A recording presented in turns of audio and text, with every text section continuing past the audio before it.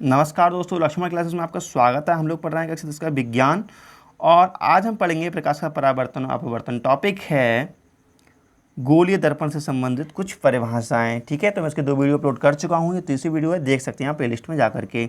तो सबसे पहले हम पढ़ेंगे कि दर्पण का ध्रुव क्या होता है या पोल क्या होता है। तो समझिए ज़रा, जैसे कि मान लीजिए कोई भी ये दर्पण का चित्र बनाया गया है। मान लीजिए ये देखो कोई दर्पण है, ये गोलीय दर्पण है। तो इस गोलीय दर्पण का जो परावर्तक पृष्ठ है ये कहलाता है परावर्तक पृष्ठ। ठीक है, तो इस गोलीय दर्पण के परावर्तक पृष्ठ के केंद्र को, ये केंद्र है।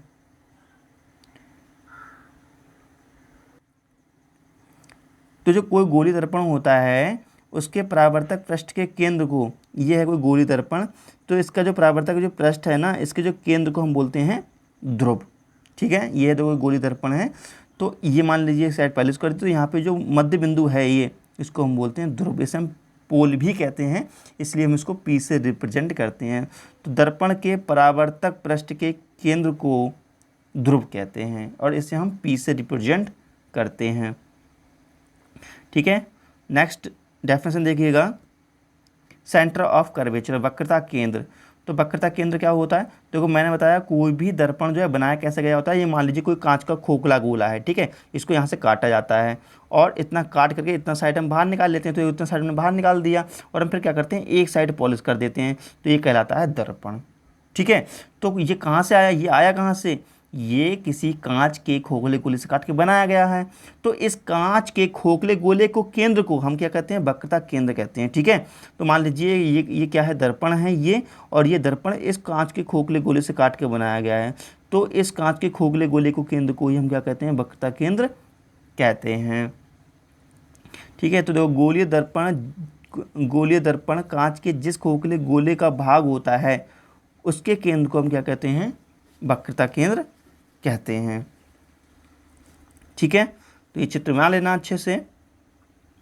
नेक्स्ट हम देखते हैं रेडियस ऑफ कर्वेचर, वक्रता त्रिज्या।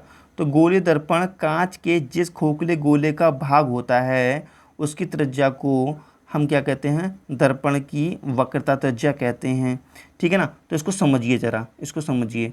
देखो ये कांच का कोई खोखला गोला है, सॉरी ये कोई भी दर्पण है। देखो ये दर्पण है, ये इतना दर्पण है, और ये दर्पण कहाँ से? ये कांच के खोखले गोले, इस खोखले गोले से काट के बनाया गया होगा। तो इस कांच के खोखले गोले को क्या कहते हैं? वक्रता केंद्र, और इसको क्या बोलते हैं? यहाँ पर ध्रुव बोलते हैं। तो इस पोल से यहाँ ध्रुव तक की दूरी को, सॉरी ये पोल से ये C तक की दूरी को हम क्या बोलते हैं? ये C तक की दूरी को हम क्या बोलते हैं?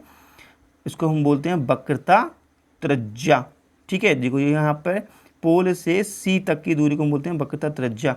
ये हम ऐसे कह सकते हैं, ये दर्पण जिस खोखले गोले से काट के बनाया गया होता है उसके केंद्र, उस खोखले गोले के केंद्र और ध्रुव के बीच की दूरी को हम क्या कहते हैं?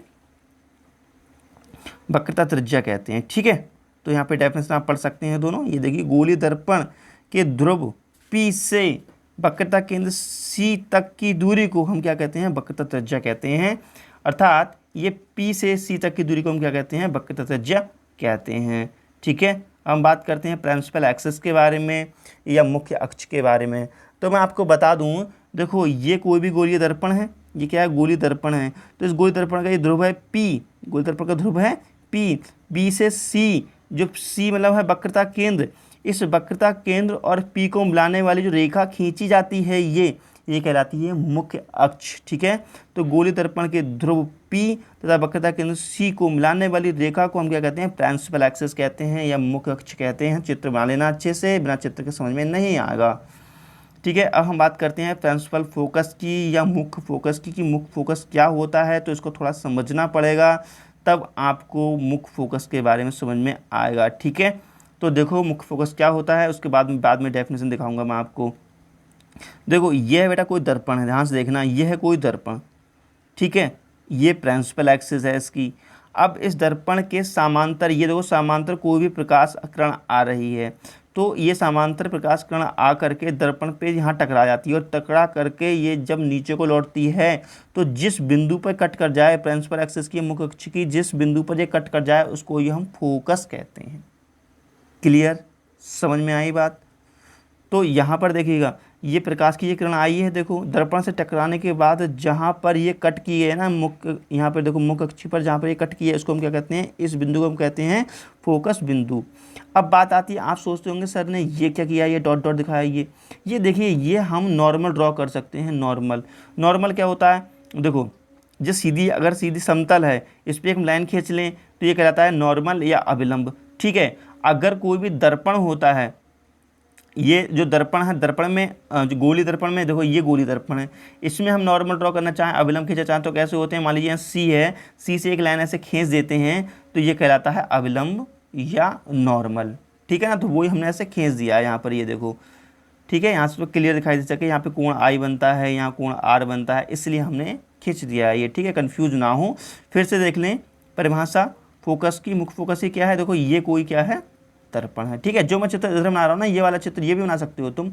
ये कोई दर्पण है, प्रकाश की किरण ये आ रही है, मुख्य अक्ष के समांतर आ रही हैं, और दर्पण से टकराने के पश्चात जहाँ पर भी ये कट कर जाएं, ये इसको हम कहते हैं मुख्य फोकस। ठीक है, तो डेफिनेशन देख लीजिए इसकी। यह है तो गोलीय दर्पण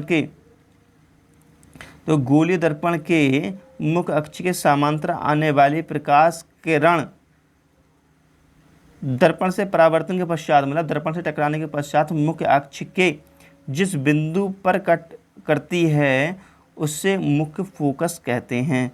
ठीक है, और इसे हम ऐप से रिप्रेजेंट करते हैं या ऐप से प्रदर्शित करते हैं। तो मुझे उम्मीद है आप लोगों के समझ में आ गया होगा। अब हम फोकल लेंथ की बात करेंगे। फोकल लेंथ क्या होती है, फोकस दूरी क्या होती है, तो इसको समझने के लिए आप क्या करेंगे, देखो ये है कोई भी दर्पण है। ठीक है, ये दर्पण है और यहाँ पर कोई भी मान लीजिए मुख्य अक्ष के समांतर प्रकाश से किरण आ रही है और टकराने के पश्चात जहाँ पर कट करती है, यहाँ को इसको बोलते हैं मुख्य फोकस। और यहाँ फोकस से लेकर के यहाँ पे ये पोल होता है, पोल के बीच की दूरी जो होती है इसको बोलते हैं स्मॉल एफ फोकस दूरी। अर्थात दर्पण के देखो ये लिखा हुआ, अर्थात गोलीय दर्पण के पोल अर्थात ध्रुव तथा मुख्य फोकस के बीच की दूरी को हम क्या कहते हैं, फोकस दूरी कहते हैं। ठीक है ना, तो गोलीय दर्पण की फोकस दूरी एफ तथा गोलीय दर्पण के वक्रता त्रिज्या आर की आधी होती है। ये आप याद कर लेना, ये बात याद कर लेना, F equal to R by 2, इसको आप याद रखना, न्यूमेरिकल्स के ऊपर आ सकता है। ठीक है, अब दर्पण का द्वारक क्या होता है, तो कोई भी, ये देखिए ये जो दर्पण है, ये दर्पण है, तो इसका जो फैलाव है, ये फैलाव, इसको हम द्वारक कहते हैं। ठीक है, तो हम कह सकते हैं गोलीय दर्पण के परावर्तक पृष्ठ के व्यास को हम क्या कहते हैं, द्वारक कहते हैं दर्पण का। ठीक है, तो मैंने अभी आपके लिए एक सवाल बताया था F equal to R by 2 से। तो एक क्वेश्चन है, एक अवतल दर्पण की वक्रता त्रिज्या कितनी है, 50 सेंटीमीटर है, तो इस अवतल दर्पण की फोकस दूरी क्या होगी। और मैंने अभी बताया था, क्या बताया था, F equal to R by 2। तो वक्रता त्रिज्या दे रखी है 50, तो 50/2 कर देंगे, 50/2 और उत्तर आ जाएगा 25। ठीक है, ये 25 आ गया। तो नेक्स्ट क्वेश्चन है, एक उत्तल दर्पण की फोकस दूरी कितनी है, 15 सेंटीमीटर है, तो उत्तल दर्पण की वक्रता त्रिज्या क्या होगी बताइए। तो यहाँ पे फोकस दूरी दे रखी है 15 centimetre, R equal to find out करना है, आर इक्वल टू होता है, एफ इक्वल टू होता है आर बाई 2।